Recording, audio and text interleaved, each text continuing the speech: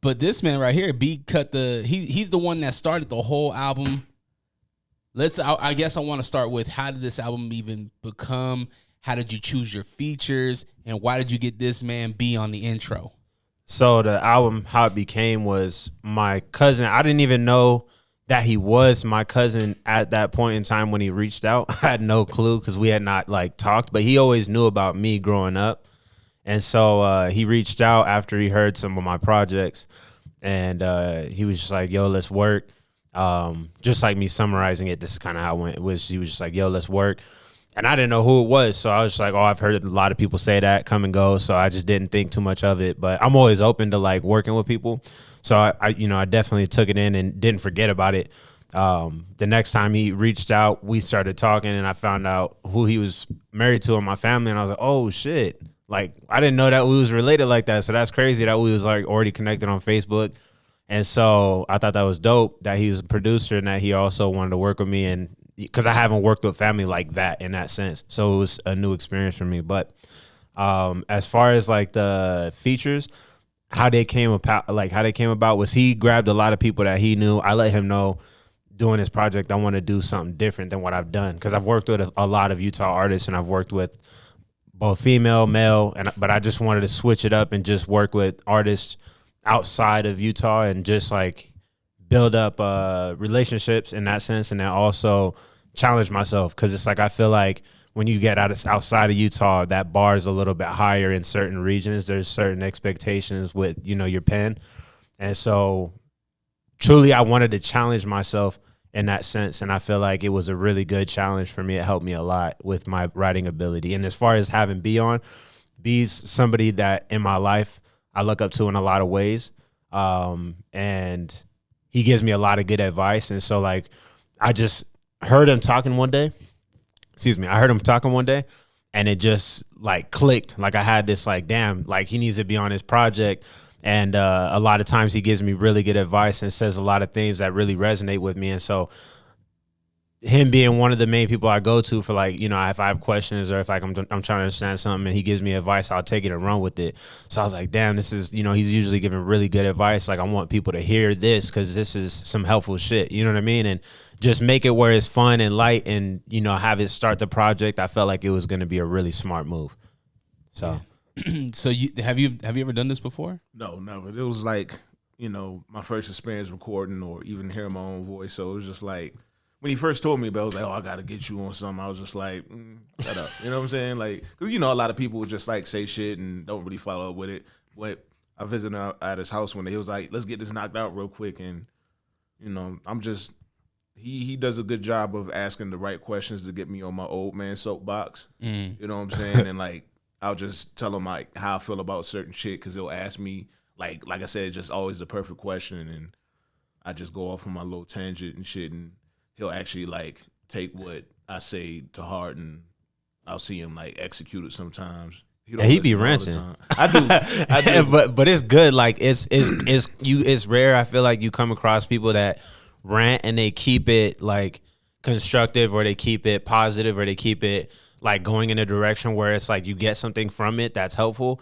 But I swear to God, like as soon as he starts going, I'm like, fuck, bro, you just dropped like 10 real ass fucking things or helpful things that I could just use in my own life. So I just think it's just because like whenever I speak with intention. Like I don't talk just to hear myself talk, because, it annoys me when I hear people just like go on a tangent. They talk for like 30 minutes about nothing, go to extreme detail about nothing. You know what I'm saying?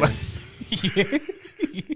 And also like Dre's getting flashbacks of niggas he knows. Yeah, and it's just like motherfuckers want to tell you a story and shit. It's like 30 minutes long. They ain't cracked a joke. They ain't even like you don't know what the fuck is going on. Like if I tell stories, like you'll hear like my voice change and shit to represent other people in the story. Like if I'm telling you verbatim what somebody else has said, I'm low key be like, well, Derek dumbass was like, well, the supervisor.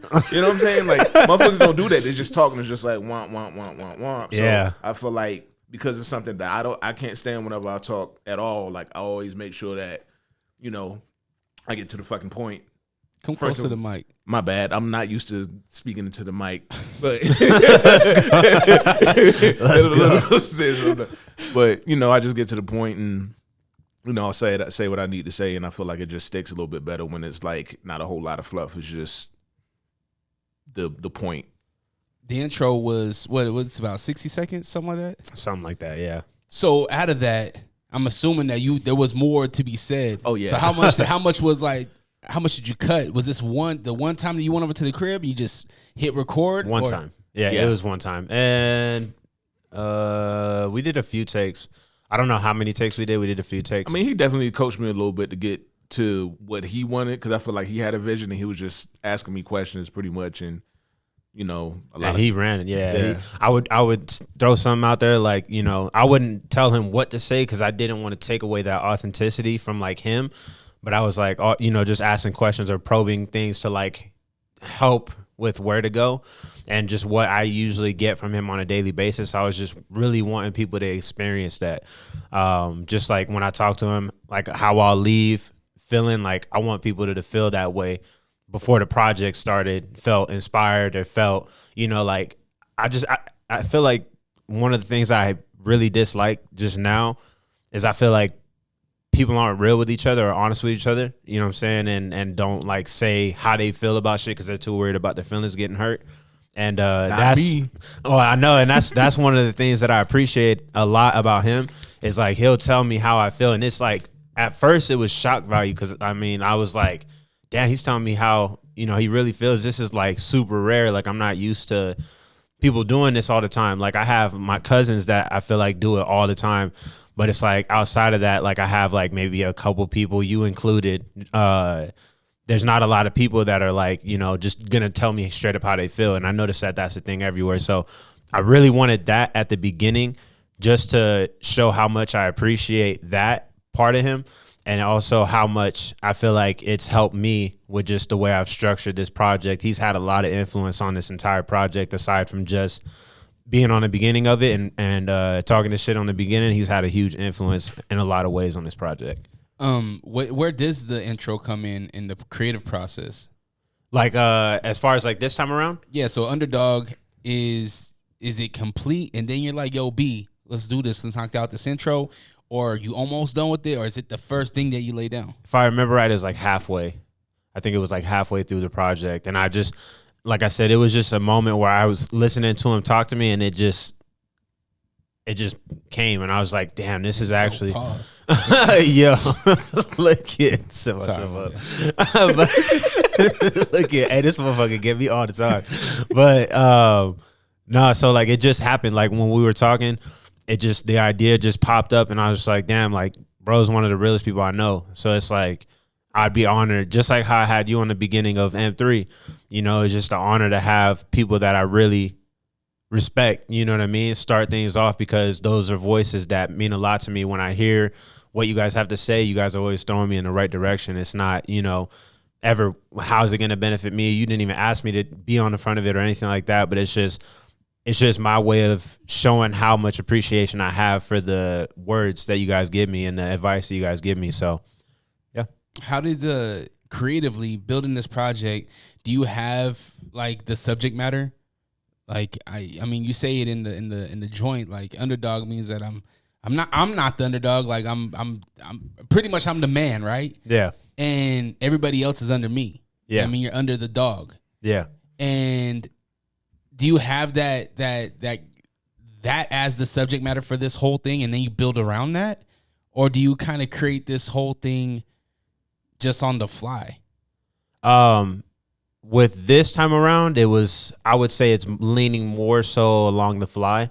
What happened was we had, I want to say like 3 or 4 or 5 songs, something like that. It might even have been 7 songs deep, but I got this idea just getting challenged. I feel like there was some people that were challenging me and writing and throwing sneak dissing and shit like that. And I just wanted to make it known where I feel like I stand. And so that's the reason why I went that route with that name for the project, and then kept the theme going the whole way. Once I realized how much, because I've always avoided the dog, like in the sense of like connecting it with like an animal. It's always been like the dog in the sense of like my friend, or like, you know what I mean? Like when someone's referencing you that way. But it felt good leaning into that side of like, it because I was like, damn, this actually feels more natural than anything else that I've done up to this point. Like everything it's been organic, it's been natural, but this felt the most pure out of everything that I've done because a lot of reasons, but I think a lot of it had to do with working with family and not giving a fuck about what I say. Like I feel like not worrying about repercussions on this project, I feel like was huge. I just didn't give a fuck about how anybody perceived it or how anybody felt about it. So I think that played a huge role into how this project became Underdog. So have you ever had that? I mean, out of all the projects, I mean, Sir Modest, Cloud9, K, which 5-year anniversary on K. I know, right? That shit's crazy. M3, you know what I mean? Like all those projects before this one, were you ever in that place in life where you were like, I'm just gonna have fun and do this thing and not worry about any repercussions, what people think, and how I'm gonna be perceived? I wouldn't even say it was like a worry about how I was perceived. It was not wanting to dishonor my dad. I think that was like the hugest, like, I wouldn't even say cloud, just the hugest like block, like mental block. And like something I feel like I carried with me throughout like majority of the projects was just like, I want to honor him. Because that was the whole reason why I started in the first place. If you go back and listen to K, it's a tribute to my dad. Mm-hmm. And before that, I wouldn't say I was taking music all that serious. You know what I mean? Once I made that project for him, I feel like it really opened up this threshold of like, fuck, like I love music for real. Like, I've always wrote, I've always loved music. I've always wanted to rap. I've always wanted to be a rapper. But I feel like that project, was just kind of like what I held myself to was like, honor my dad, honor my dad, honor my dad. And I feel like as long as I stayed in that like realm, and did that, I felt like I was doing the right thing the whole entire time. And, you know, just over time, just talking to like friends, family, and just like talking about my feelings and just like realizing some of these feelings that I have, though they're good, they can be binding in the sense of like holding me down in a way. Like holding myself to like such a standard, you know, all the time, it can be unhealthy. Just like drinking too much water. Water's good for you, but if you drink too much water, that shit's bad for you, right? So I feel like going into this project, the difference was just not caring. Like I feel like just genuinely not caring. But did you feel that in any other your other projects? This is the only project you felt free. Free, yeah. It's the only one. I didn't have no judgment from like, I didn't feel, well, I'm not saying that that's necessarily the case, but I didn't have a producer that was like, negotiating my ideas. And this time around it was, all right, I'm going to try your idea. We're going to try it 3 different ways. We're going to exhaust every avenue to like make it work. And if it doesn't, then at least we tried. And that was this time. This time around, there was so much more freedom because I had worked with one producer throughout the entire thing, except for like one song. I think there's a different producer on it. But working with one producer, I feel like really like opened up hella avenues, like in more ways than like I can honestly probably talk about right now, but it just helped me realize a lot more about myself. It helped me realize a lot more about how things should be when you're making music, how free it should be feeling. And yeah, it made a huge difference in the process, because compared to the other projects, I was working with people that I'm not too familiar with, right? And then when I was like, it was just, I was either super comfortable or I was putting myself in a situation where I was uncomfortable and people were throwing in their opinions and this and that and trying to navigate through that to get what I want. It just felt like that was normal up until this project. And I'm like, damn, it doesn't have to be that way. I don't have to fucking negotiate with terrorists. No, I was playing. I was playing, but I don't have to negotiate with, I'm just playing, but I don't have to negotiate my ideas. You know what I mean? Like, and that was like a fucking breath of fresh air. Because I feel like up until this point, like I have been negotiating my ideas or my thoughts and my opinions and whatever. And just, you know, this time I just was like, oh, like I got the support that I need. Like outside of it with B, with you, with Dwayne, with my cousin Liddell, having that support I feel like was huge. And even just like what I feel like has made a huge difference is with the first project, I worked really, really close with one of my cousins. His name is Liddell. And like I was learning fucking curb after curb. Like I was literally jumping over these curves before ever running into them because of his advice. And so having that experience, I feel like right out the gate kind of like split my attention, because it was like when you jump into music, you don't think about the business shit. You know what I mean? But I fortunately, like, I'm not saying I know everything, but I fortunately had some guidance that helped me not be like manipulated in a lot of ways. And having that right out the gate made a huge difference in everything that's happened up to this point. And then working with my other cousin, also same thing. It's just like getting those two different sides of it has made the creative process 10 times easier. I'm like not stressing about shit like I feel like I would be if I didn't do all that from the beginning. So it's a lot of things that played into why I feel the way I feel about this project compared to others. Mm-hmm. But I definitely feel like people having my best interests helped me get to that point for sure. I think hands down, this is my favorite project of yours.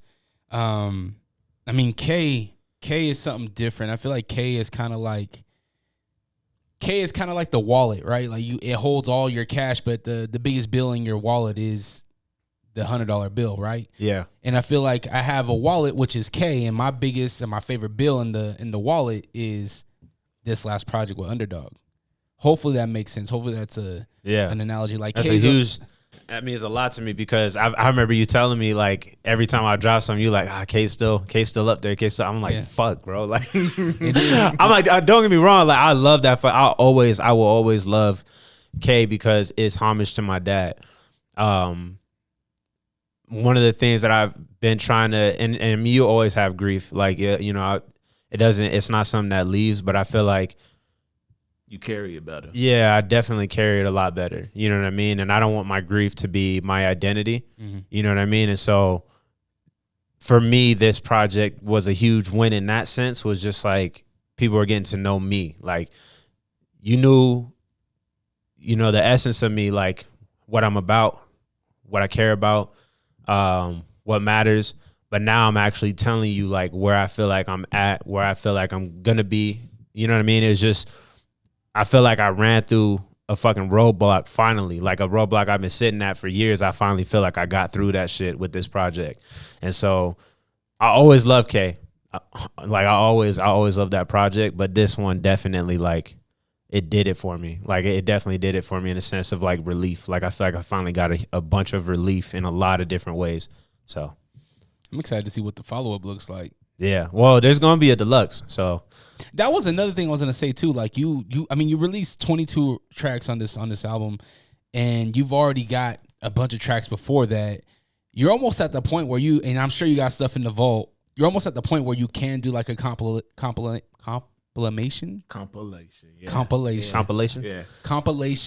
project. Is that something you ever thought about? Taking some of your favorites and putting them on one project? I've thought about that because I love going to like artists' page and seeing the best of like Stevie Wonder, or the best of, Jamie Foxx. I love seeing shit like that. The essentials. Yeah, the essentials. I love seeing that. So I think that if not this project, definitely next project, I'm going to do that.